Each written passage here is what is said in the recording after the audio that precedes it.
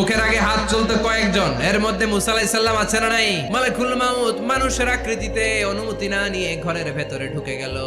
ঢুকে বলে, আনা মালাকুল মাউত, আমি মৃত্যুর ফেরেশতা। তো কি চাও? জিতু আন আকবাদা রূহাক, আপনার রূহ কবজ করতে আসছি। কিন্তু মুসা আলাইহিস সালাম দেখতেছেন দিব্য একজন মানুষ, আবার সালাম দেয় নাই, অনুমতি নিয়েও ঢুকে নাই।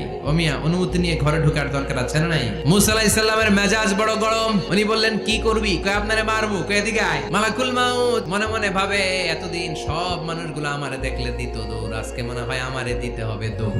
এক পা আগায় দুই পা পেছায়, সাহস করে সামনে গেলেন। আবার মুসা আলাইহিস সালাম দিলেন এরকম থাপ্পড়। ফাসাক্কাহু ফাফাকু আইনা, বুখারীর বর্ণনা, এক থাপ্পড়ে চোখ নাই, এক দৌড়ে আল্লাহর কাছে। আল্লাহ বললেন, রাখো। এটা মুসা আলাইহিস সালাম, তার মেজাজ বড্ড গরম, আমাকে কথা বলতে হবে। আল্লাহ বললেন, মুসা, বুখারীর বর্ণনা, গরুর পিঠের উপর হাত রেখে দাও। তোমার হাতের নিচে গরুর যত পশম, প্রত্যেক পশমের বিনিময়ে এক এক বছর করে হায়াত বাড়িয়ে দিলাম। মুসা আলাইহিস সালাম অনেক চালাক নবী, উনি বললেন,